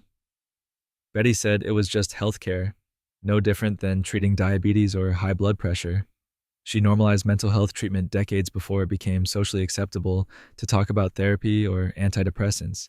And then, after Gerald lost the 1980 election and they left the White House, Betty's prescription medication use became a serious problem. She developed dependencies on pain medication and alcohol, not because she was weak or morally deficient, but because she'd been prescribed these medications for years and had developed a chemical dependency, which is how addiction often works. Her family staged an intervention in 1978, and Betty agreed to seek treatment. She could have done this privately, gotten help quietly, and never mentioned it publicly. Instead, she went public. She talked about her addiction, her treatment, her recovery process with the same honesty she'd brought to cancer and mental health. In 1982, Betty co-founded the Betty Ford Center in Rancho Mirage, California, a residential treatment facility for people struggling with addiction. It became one of the most respected addiction treatment centers in the country, treating thousands of people and helping to reduce the stigma around seeking help for substance abuse. Betty's willingness to discuss her own struggles publicly gave other people permission to seek help, to admit they had problems, to believe that recovery was possible and nothing to be ashamed of. Think about what Betty Ford accomplished through honesty. She destigmatized breast cancer, making it possible for women to discuss their diagnoses and treatment openly. She normalized conversations about mental health and psychiatric treatment. She acknowledged that addiction was a medical issue, not a moral failure, and that recovery required treatment, not judgment. She did all this by simply telling the truth about her own experiences, by refusing to maintain the fiction that First Ladies were perfect people leading perfect lives. Betty was also deeply committed to women's rights, supporting the Equal Rights Amendment and advocating for gender equality at a time when feminism was politically divisive. She called herself a feminist without apology, lobbied state legislators to support the ERA, and used her platform to argue that women deserved equal treatment under the law. This cost Gerald political support among conservative voters, but Betty believed it was more important to be honest than to be politically convenient. After Gerald died in 2006, Betty continued working on addiction recovery advocacy until her own death in 2011. She'd lived to see many of the stigmas she'd challenged begin to fade, to see breast cancer survival rates improve dramatically, to see addiction treatment become more accessible and less shameful. She'd proven that vulnerability could be courage, that honesty could be revolutionary, that sometimes the most powerful thing a public figure can do is simply tell the truth about being human. Betty Ford wasn't perfect, but she never claimed to be, and that authenticity might have been her greatest contribution to American public life. Rosalynn Carter, the mental health policy partner, Rosalynn Carter didn't just advise Jimmy. She participated in governance with a directness that made some people uncomfortable and that set a new precedent for First Lady involvement in policy. Rosalynn attended cabinet meetings, not occasionally or symbolically, but regularly, sitting in and listening and sometimes contributing. She took notes, she had opinions. She was, in every practical sense, part of Jimmy's administration in ways that went beyond traditional First Lady roles. And her signature issue, mental health policy, became one of the most substantive policy initiatives of the Carter presidency, largely because Rosalynn made it impossible to ignore. Rosalynn had cared about mental health long before the White House. In Georgia, when Jimmy was governor, she had volunteered at mental health facilities and seen firsthand how inadequate treatment was, how people with mental illness were warehoused in institutions or simply left to struggle without support. She'd met people who desperately needed help but couldn't access it, families torn apart by untreated mental illness, communities that lacked basic psychiatric services. This wasn't abstract policy interest. It was personal conviction based on direct experience. When Jimmy became president in 1977, Rosalynn immediately began working on mental health reform. Jimmy established the President's Commission on Mental Health in February 1977 and appointed Rosalynn as honorary chair, which was significant because it gave her official status and authority. But Rosalynn was honorary chair in name only.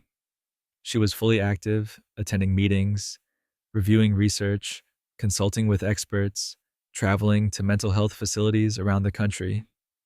She worked with commission staff to develop comprehensive recommendations for improving mental health care delivery, insurance coverage, community services, and research funding. The commission's work led to the Mental Health Systems Act of 1980, which increased funding for community mental health centers, improved services for underserved populations, and promoted patient rights. It was the most significant mental health legislation in decades, and it happened largely because Rosalynn made it a priority and had the political capital to push it through. Unfortunately, the act was largely repealed in 1981 when Ronald Reagan took office and shifted federal priorities. But the framework it established influenced mental health policy for years afterward. Rosalynn's involvement in cabinet meetings was controversial.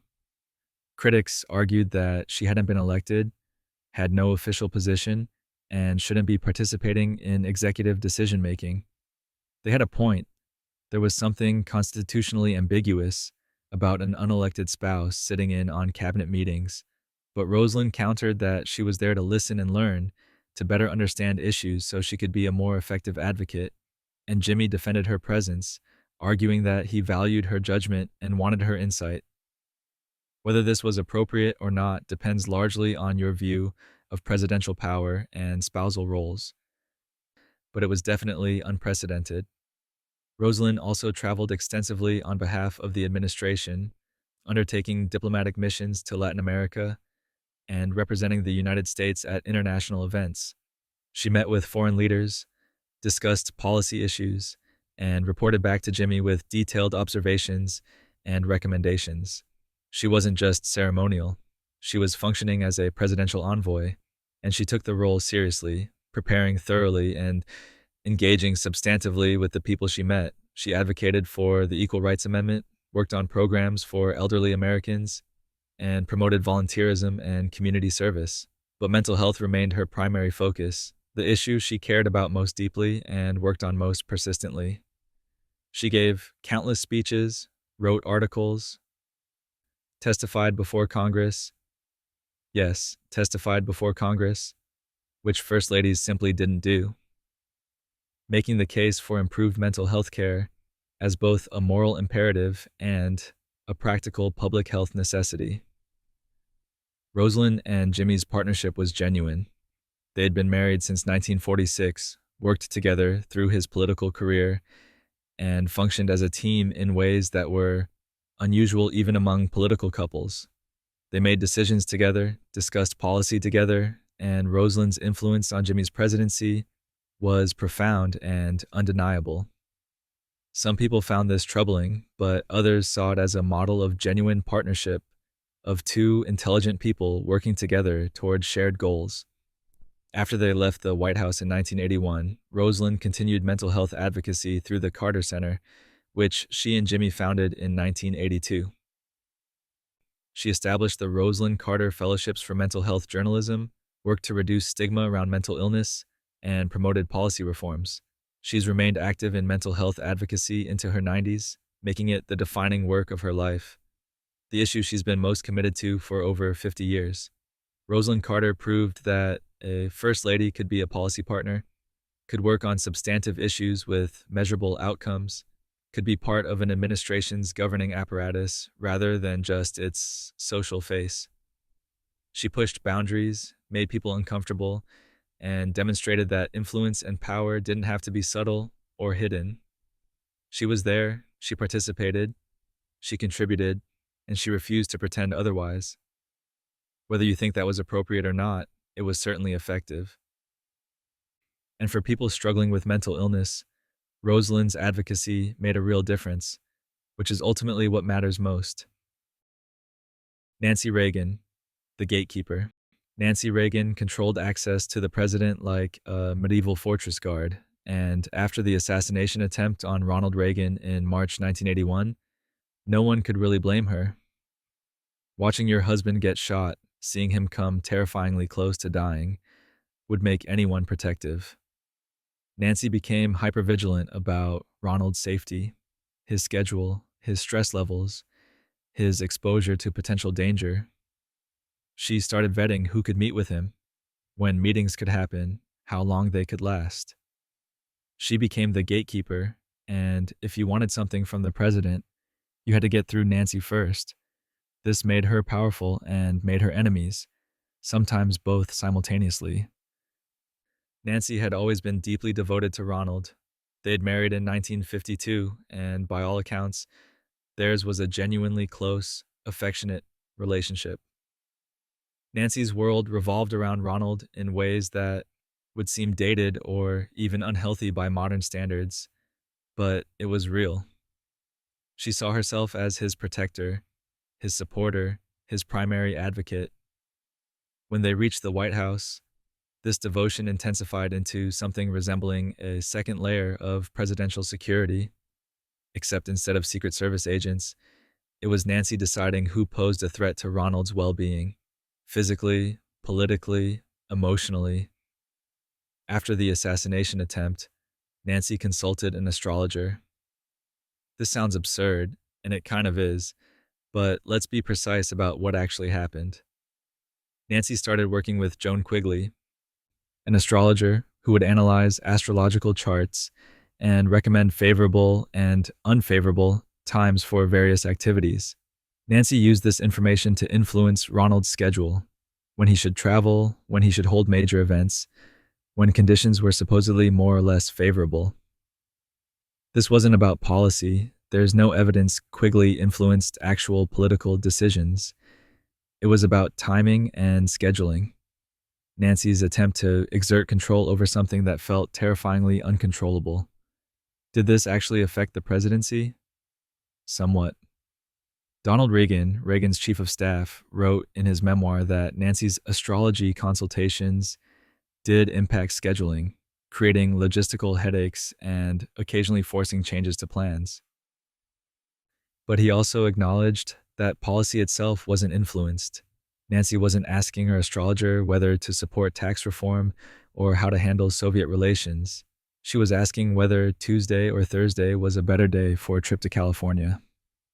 Still weird, definitely not a best practice for executive decision-making, but less alarming than First Lady lets astrologer run foreign policy, which is how some people characterized it. Nancy's role as gatekeeper extended beyond astrology. She had strong opinions about staffing and wasn't shy about expressing them. If she thought someone was bad for Ronald, disloyal, incompetent, politically dangerous, she'd work to have them removed. She pushed for the firing of several high-level staff members, including Alexander Haig, Secretary of State, and Donald Reagan, the Chief of Staff, who later wrote about her in less than flattering terms. Whether her instincts were good or just protective is debatable, but she definitely wielded influence over personnel decisions. Nancy also championed the Just Say No anti-drug campaign, which became her signature public initiative. Launched in 1982, the campaign encouraged young people to refuse drugs, promoted drug education programs, and worked to reduce drug abuse. The campaign was everywhere: public service announcements, school programs, celebrity endorsements. Nancy traveled to schools, spoke to students, and genuinely seemed to care about the issue. Whether Just Say No was effective policy is questionable. Drug abuse rates didn't dramatically improve, and critics argued the campaign oversimplified addiction and didn't address root causes like poverty and lack of opportunity. But Nancy was committed to it, and it gave her a public role beyond being Ronald's protector. Her relationship with the media was complicated. Nancy cared deeply about image, about how she and Ronald were perceived, and she could be controlling and difficult when coverage didn't meet her standards.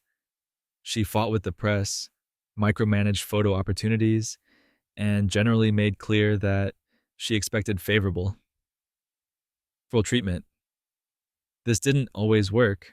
The press dubbed her Queen Nancy and criticized her spending on White House china and designer clothes during a recession, which wasn't great optics.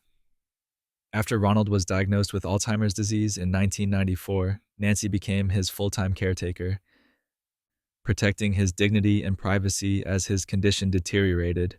She later became an advocate for Alzheimer's research and surprisingly supported stem cell research, breaking with conservative orthodoxy because she believed it could lead to treatments. This showed a pragmatic streak. Nancy cared more about finding a cure that might have helped Ronald than about ideological consistency. Nancy died in 2016, outliving Ronald by 12 years. Her legacy is complicated: fiercely protective spouse, influential gatekeeper, astrology consultant, drug awareness advocate. She was intensely polarizing. People either admired her devotion or found her controlling and inappropriate. But there's no question she influenced Ronald's presidency, shaped his schedule and staff, and exercised power that wasn't officially hers. Whether that was good or bad depends on your perspective, but it was definitely consequential. Nancy Reagan made no apologies for protecting Ronald, for being the gatekeeper, for doing whatever she thought necessary to keep him safe and effective.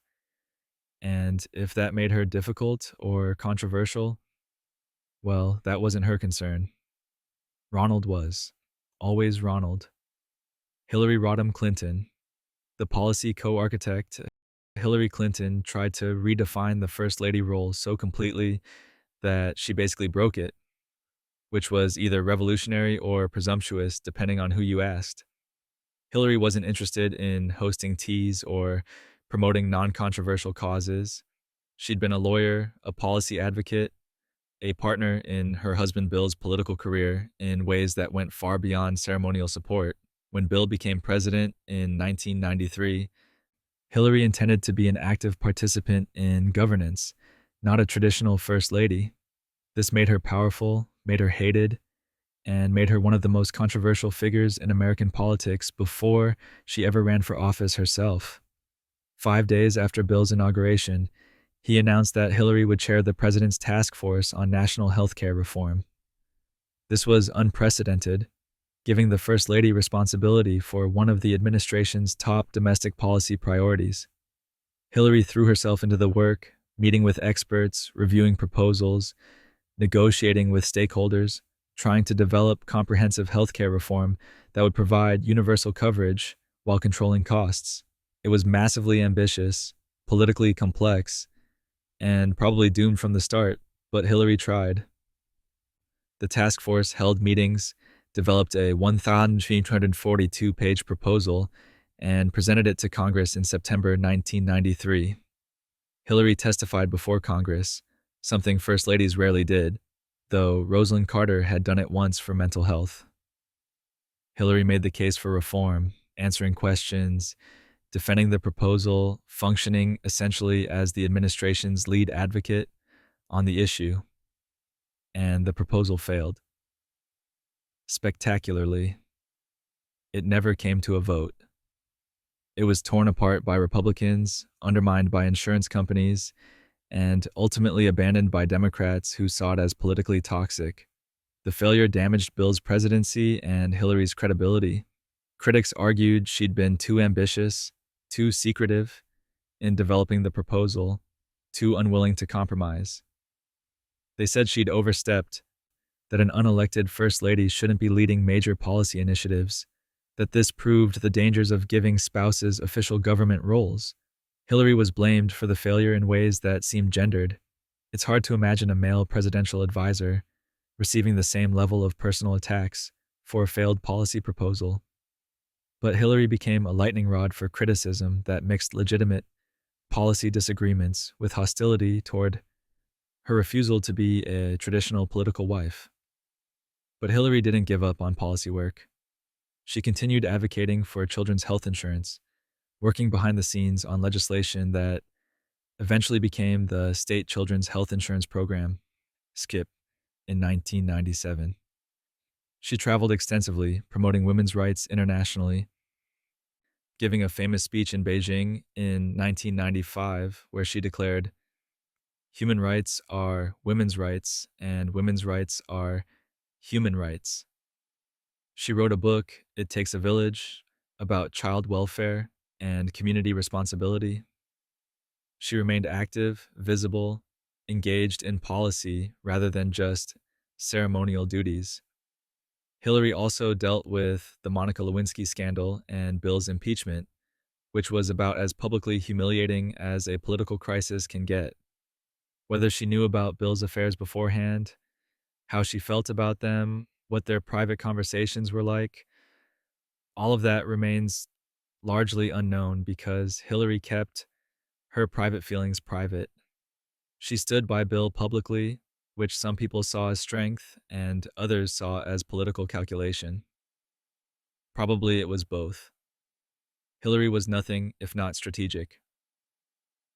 But the marriage had lasted decades despite multiple allegations of infidelity, suggesting some combination of forgiveness, pragmatism, and genuine partnership persisted underneath the political partnership. After leaving the White House in 2001, Hillary ran for Senate from New York, won, served 8 years, ran for president in 2008, lost to Barack Obama, became Secretary of State, ran for president again in 2016, and lost to Donald Trump. Her political career after being First Lady overshadows her time in that role, but the trajectory started with those controversial years trying to be a policy partner rather than a traditional First Lady. Hillary Clinton proved that a First Lady could lead major policy initiatives, could testify before Congress, could function as part of the administration's governing team. She also proved that doing so would generate enormous backlash, that many Americans weren't comfortable with an unelected spouse wielding that much visible power, that mixing political partnership with official policy roles created controversy that could damage a presidency. Whether Hillary should have been more cautious or whether Americans should have been more accepting is still debated, but there's no question she changed what people expected from First Ladies, even if that change was partially about what they explicitly didn't want First Ladies to do. Hillary blazed a trail, and whether you think that trail should have been followed or avoided, it definitely left marks, deep ones, the kind that reshaped the landscape whether you wanted them to or not. Michelle Obama, the cultural architect of modern influence. Michelle understood something fundamental about 21st century influence. You don't need official power if you have authenticity, visibility, and strategic message discipline. Michelle became one of the most popular First Ladies in American history without running policy task forces or attending cabinet meetings, simply by being exceptionally good at using her platform to advance causes she cared about in ways that felt genuine rather than calculated. She made healthy eating cool. She made support for military families visible. She made being smart and strong and unapologetically herself seem like the most natural thing in the world, even though it absolutely wasn't, especially for a black woman under constant scrutiny in a role that had been defined by white women for 2 centuries. Michelle launched Let's Move in 2010, a campaign to combat childhood obesity by promoting healthy eating and physical activity. This could have been preachy or patronizing. Telling Americans their kids are fat and they need to do better is not typically a winning message, but Michelle framed it around kids' health and futures, made it about giving children opportunities to be active, worked with schools to improve lunch programs, planted a vegetable garden at the White House, and used it for education and outreach. She got grocery stores to open in food deserts, worked with restaurants to offer healthier kids' meals, promoted drinking water over sugary drinks. She made it feel achievable rather than judgmental, practical rather than ideological. Joining forces, launched in 2011 with Dr. Jill Biden, focused on supporting military families, veterans, and caregivers. Michelle and Jill traveled to military bases, met with service members and families, worked with businesses to hire veterans, pushed for better healthcare and support services. This wasn't controversial. Supporting the military is one of the few genuinely bipartisan issues, but Michelle made it personal, made it visible, made it a sustained campaign rather than occasional photo opportunities. She used her platform to keep military family issues in public consciousness, which is harder than it sounds when the country wasn't actively focused on ongoing wars. Michelle also promoted education, particularly for girls, through the Let Girls Learn initiative, encouraging global investment in girls' education as both a moral imperative and a strategic development priority. She traveled internationally, spoke to students, used her visibility to draw attention to barriers girls faced in accessing education. This was soft diplomacy, using the First Lady's symbolic role to advance American values and interests abroad without official policy authority. But maybe Michelle's most significant impact was simply existing as she was. She was tall, muscular, Princeton and Harvard educated, unafraid to show her intelligence or her arms in sleeveless dresses that sparked ridiculous controversies. She was a black woman in a White House built by enslaved people, raising 2 black daughters while being criticized for everything from her tone to her fashion choices to her school lunch initiatives. She handled this with grace that looked effortless, but absolutely wasn't, responding to racism and sexism and constant scrutiny with dignity while never pretending to be anything other than herself. Michelle gave a speech at the 2016 Democratic National Convention where she said, "When they go low, we go high," a phrase that became a defining statement about responding to negativity with dignity rather than matching ugliness with ugliness. Whether this strategy is politically effective is debatable. Going high doesn't always win elections, but it reflected Michelle's fundamental approach to her role: maintain standards, model behavior you want to see, refuse to let criticism drag you into pettiness. After leaving the White House in 2017, Michelle wrote a memoir, Becoming, that became one of the best-selling books in history. She did a arena tour discussing the book that sold out stadiums because apparently people were interested in hearing Michelle Obama talk about her life, her experiences, her thoughts on a range of subjects. She had built a post-White House platform that was hers, independent of Barack, though obviously connected to their shared history. Michelle Obama showed that influence in the social media age looks different than it did for previous First Ladies. She used Instagram, Twitter, appeared on talk shows, engaged with popular culture in ways that felt natural rather than cringy. How do you do, fellow kids? Attempts by politicians to seem relatable. She was on Carpool Karaoke with James Corden, participated in Snapchat campaigns, understood that reaching people meant meeting them where they were, not expecting them to come to formal events or read policy white papers. She proved that a first lady could be influential without being controversial, that you could advance substantive causes while maintaining broad popularity, that authenticity, real or carefully crafted, hard to tell the difference, was powerful in ways that traditional political messaging wasn't. Michelle made being First Lady look natural while doing work that was anything but easy, and she made it look easy while dealing with pressures that would have broken most people. She set a standard for modern First Lady influence that combined policy advocacy, cultural engagement, media savvy, and personal authenticity into something that looked effortless and was probably exhausting. But Michelle Obama made it work, and in doing so, showed that power in the 21st century might not look like traditional political authority, but it can be just as effective if you know how to use it, which she did masterfully. And that brings us to the present day. 45 presidents, 45 first ladies, and more stories of quiet influence, public controversy, and strategic pink dresses than you probably expected when you clicked on a bedtime video about American history. So, here's the thing. We remember the presidents. Their faces are on currency, their names are on schools and airports, their accomplishments fill the textbooks. But standing beside them, or more often working behind them, were women who shaped policy, saved legacies, and occasionally just kept the whole operation from collapsing under the weight of bad decisions and worse luck. Some of them wanted power, some of them wanted privacy, most of them just did what needed doing, whether that was hosting diplomatic dinners, lobbying Congress, running disaster relief missions, or secretly running the country while their husband recovered from a stroke that probably should have ended his presidency. They weren't perfect.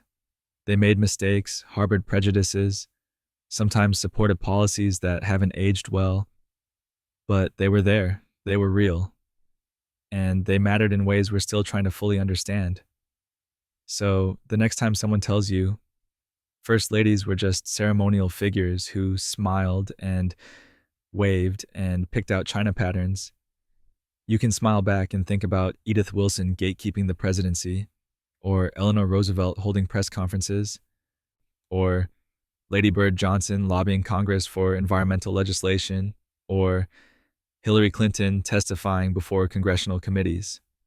And then maybe, just maybe, wonder about all the other people in history who shaped the world without getting their names in the headlines, who worked in the background, who influenced decisions, who made things happen through intelligence and persistence and the simple refusal to accept that power only belongs to people with official titles.